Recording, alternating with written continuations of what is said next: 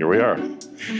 Hey, Secrets readers, it's Carlo here at CEDIA 2025, and we're at the Masimo display here at CEDIA, and in this incredible, awesome theater setup that's been put together to demonstrate DIRAC Acoustic Room Treatment. And I'm here with Phil Jones from Masimo, and I'm here with Joss and Adrian from DIRAC. So say hi, everybody. What's up, everyone? Hey.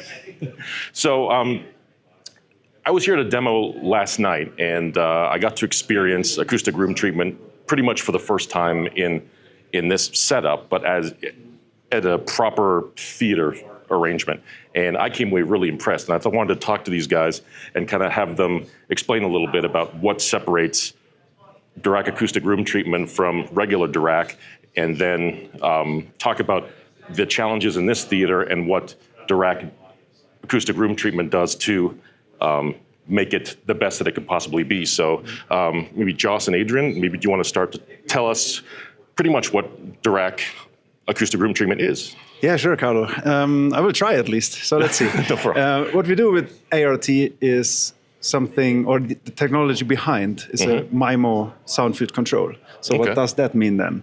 MIMO typically means multiple input, multiple output. Right. So I guess I can best explain it if we start with normal room correction, DIRAC Live or other similar products. But in particular DIRAC Live, what we do is we take a couple of measurements of one loudspeaker. Right. So that would then be a SIMO, so a single input, multiple output system. Because we measure one loudspeaker in multiple positions. So what we can do there is really cool stuff already. You can do mixed phase optimization. You can get a really nice average target response and all these kind of things. Things that DIRAC and DIRAC bass control already does. Yeah, exactly. Yeah. And then if we talk bass control, that basically solves the traditional bass management problem. How do I integrate my subwoofers into my system, right? You all know, everybody in the industry has done that for years. That's always one of the biggest challenges, obviously, right? Exactly. And then with bass control, we have some cool features to make sure that in the cutoff region, that the summation adds up together really nicely. But it's still all bass management, basically. Right. In a cool way, but still bass management. Right. But then the question is, what does this MIMO, or multiple input, multiple output, do? So if you look around here and you explain, like, this is a multi-channel system here. How many channels do we have actually going on here? This is a 9.1.6. 9.1.6. Actually, 9.4.6. 4.6. It's actually one LFE, but we're using 4 subwoofers. Right. Okay. Yeah. So we have all these speakers. They are placed all around the room here. We have these 4 subwoofers. So what we can do now is, instead of just looking at one speaker and optimize that in multiple listening positions or multiple measurement positions, why not use all of them? Why not use this entire system, right? Yeah, you would They think. overlap in frequency, but they are different positions in the room. So they will all excite the room in different ways. Okay. We look at the frequency range of up to 150 hertz in the modal behavior of the room. So each of these speakers will not be perfect in any of these seats. They'll have their own problems depending on the placement and obviously the room and how it affects everything. So this speaker down here, your front left, will excite the room with different modes than the rear surround. Right.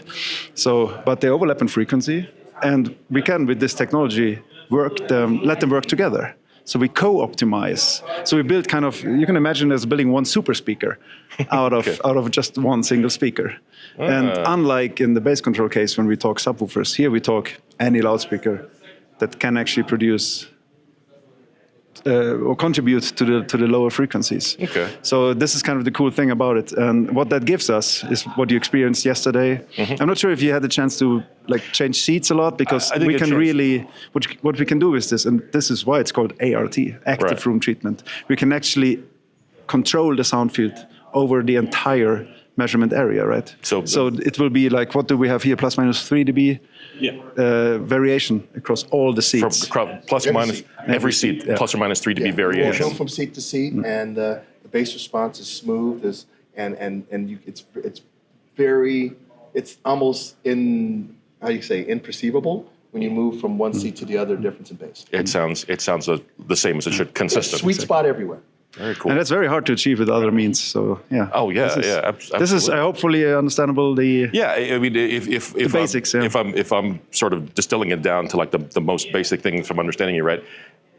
Art allows each it allows each of the speakers to help compensate for the deficiencies of another speaker. So making it sort of a much more cohesive experience. Yeah. So, Correct. Yes, there's 19 speakers in this room. So the other 18 help each other out. Yeah, that's fantastic. Yeah, and when I was at the demo yesterday, I think I mentioned I noticed one of the biggest differences I noticed was how it cleared up we were listening to the muddiness. the muddiness. We were here listening to the Eric Clapton track, and how before it sounded like it was talking out of a tube, and after it was like it sounded his vocals sounded so natural, and the reverberations from the room that the video was shot sounded natural and normal and proper. So yeah, it was a huge deal. I think that's a massive point. You know, we speak about ART only working under 150 hertz, but actually the effects can be felt throughout the whole spectrum. Right. Because once you've got got rid of the bloating and all that kind of boominess in the low frequency that masks all of these details, you get to hear a lot more detail, a lot more clarity above 150 hertz. Yeah. So, you know, it's a win-win. We get, you know, really great bass response, but then we also get this kind of clarity that's exposed higher up. Because bass control, as it is right now, is a great augmentation to DIRAC. I mean, I've experienced it in my theater, and this just sort of steps it up another few notches, and then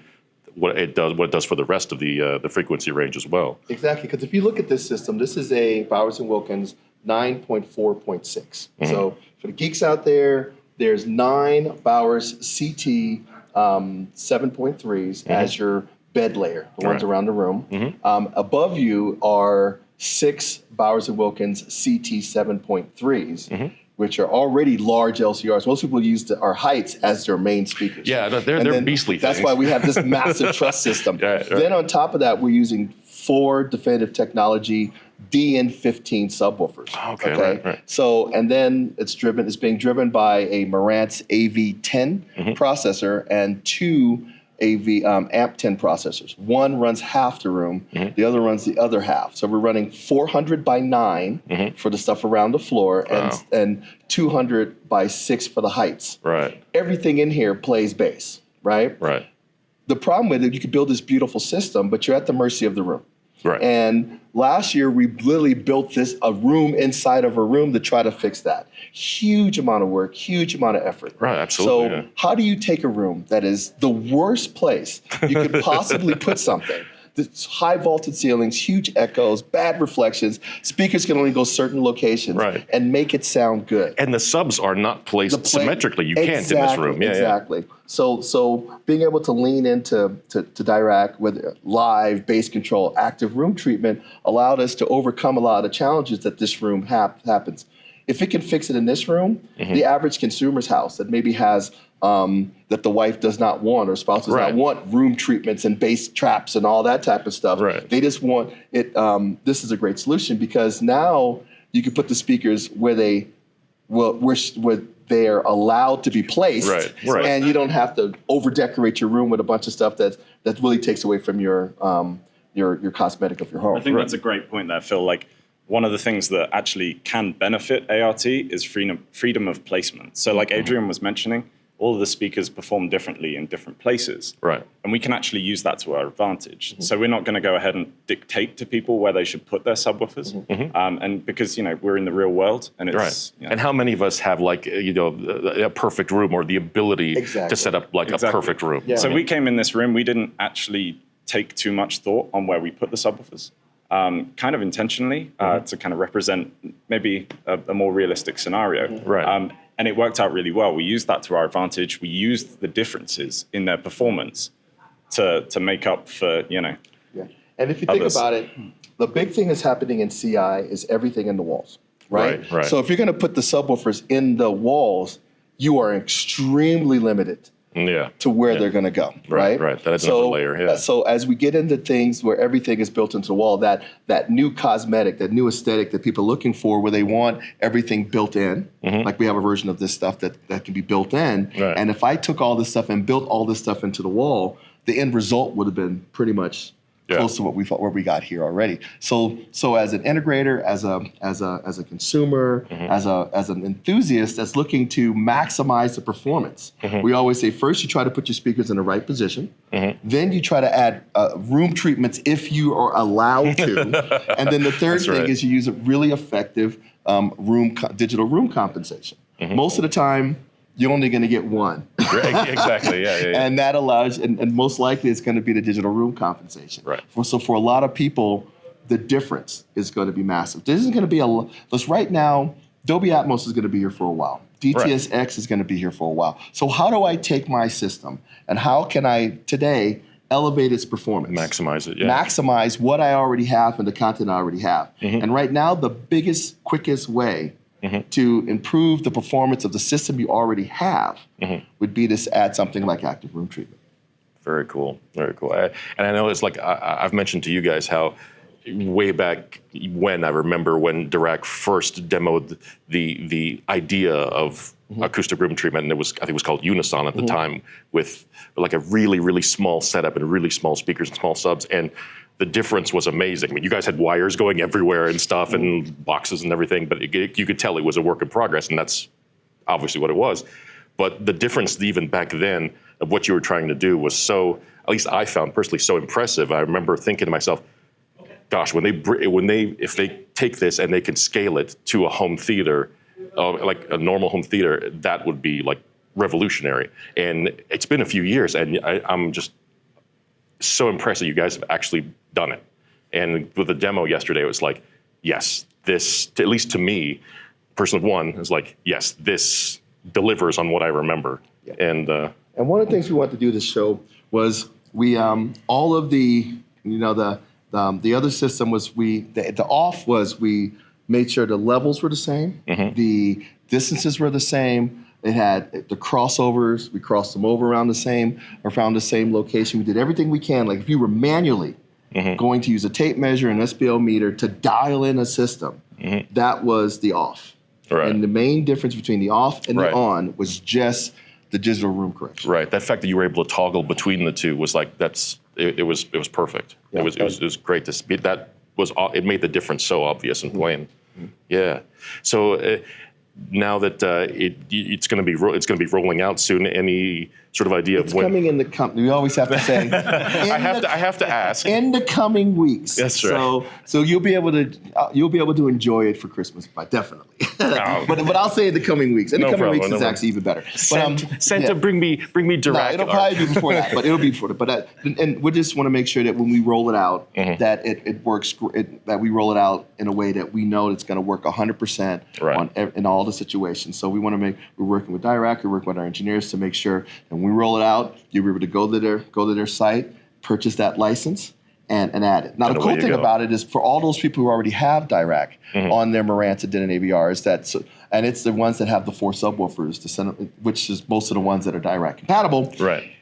You don't have to go back and remeasure your room. You basically open the existing file and you update the software, and now you'll have your DIRAC Live, your bass control, and now you just have your active room treatment. And then it has to do another set of processes. It takes a while, but it'll do the processing, and then you output the. But you don't have to remeasure everything again. Nope, that's the nice thing about it. It's immediately just now you have the ability. Just the extra processing involved. The extra processing to use the information that you've already captured to maximize your room. So there's a small caveat there, and it does depend on how how your original measurement process was. Caveat, folks. So caveat. So let's talk about the differences between So if the two. we skimped out and we just did 3 measurements across the room, then unfortunately for ART that's not really going to cut it. But if we've done the 9 upwards measurements, then you're most likely going to be fine. So asterisk. But we always tell people all the time, regardless of your active room treatment, you need to take as many measurements as possible to get a better understanding of the space that you're in. So hopefully if a customer has folled the recommendations. They had followed my YouTube videos and your YouTube videos for if you listened to Phil when he told you. for the last 2.5 years, you'll be okay. All right? The reason behind that, when we're looking at how to make looking at this wavefront and looking at how to integrate all the speakers. If these measurements are too far apart, we don't understand what's going on between the measurement. And we need that information to integrate everything as smoothly as possible. So you went to a higher level of measurements in this room. How many measurements did you take in this space? This is 25 seats, and I think I maybe did 27 measurements. Okay. Well, not outrageous. It's kind of what you would expect for something this big. I mean, exactly. You know, the RLP, a measurement per seat, and then a couple of extras this is around the place. 4 rows? 4 rows. So we have 4 rows of 5 seats. So you're looking at 25, actually 25 seats. Was it 1 measurement per channel? What's your rule? The number of maximum support channels that you will have in your system. So in this case, it's every speaker, right? Yeah, so we have 19. Yeah, so then you should take 20 measurements. At least. So at least 20 measurements. So rule of thumb, at least 1 per speaker. So let me ask you. That will end up as in your support group. Right. How many subwoofers are required? To get the best out of art. I mean, the best out of art is The all best 4. out of art, well, you know. What's the minimum? More is more. The minimum is none. The minimum is none. So the fantastic thing with ART is it works from stereo upwards. Okay. So you don't need to use subwoofers. If you have full-range speakers, Yeah, but you have to have full-range speakers, bass-capable exactly. speakers. So bass-capable speakers, but from stereo upwards with bass-capable speakers, you're great. When you start adding subwoofers into the mix, then you're going to be able to control that sound field to a much lower frequency. Right. So the more capable subwoofers, the more you're going to be able to control. Yeah, because that's an example. And the reason why I asked that is because, say, someone goes out and get a pair of definitive technology towers. Those have 12-inch powered subwoofers in them. So every channel we've done these demos with 9 of those, and you can use 9 of those because they all play down to 20. So you can, and even the center channel has a powered subwoofer in it. So theoretically, and you should hear that with 4 of these subs. That's frightening. But that's an example of, because we know people are going to say, well, I have an active speaker or something that's full range, and I don't use subwoofers because of that. Well, it works. So I'm glad you brought that up. Yeah. And actually, that just got me to thinking. I mean, my stereo setup is a 2.2 channel system, like 2 towers and 2 subs. So would art help in that sort of scenario as well? Art would be fantastic in that scenario. So if we take those subwoofers and we move them away from the mains, if they're right close to the mains, then they're going to have similar problems, room problems, positioning problems. Right. But if we move those subwoofers away, create a bit of variation in the positions, then we can use them to their full advantage. And that's going to be a great system. He's going home to do that too. The wheels are turning. The wheels are turning. I think 2.2 would probably be my preferred setup for this, honestly. Yeah, I have it at home. It's so great, clean sound. Especially, I got to do it in our demo. Room. My wife is going to kill me. My wife is going to kill me. So I don't have a home cinema, right? So otherwise, I would probably say different. Yeah. On my desk at home, I've got a couple of 4-inch speakers, just near field, either side of my computer screen. 4-inch speakers, they don't go that low. Right. But we're near field, so it's okay. Yeah. They're right in a corner. And I'm running ART on those, and they sound like 6-7 inches. Well, now, that was the demo from really helps. That was a demo from years ago at CES that I heard. It was the desktop speakers, and there was a desktop setup, just like 4 speakers around, and it was just, oh my God, what you were able to do with that. And so it's great to see that over the years you guys have taken this and just developed the hell out of it. So yeah. Thank you, Carlo. Thank you. I can't take credit. You all should take a bow. It's all good. It's all good. I think that pretty much covers it, I think, guys. Thank you very much for taking the time and talking to us and filling the folks in on what's to come. So thank you. Thanks for having us. Take care. You got it. Take care, guys.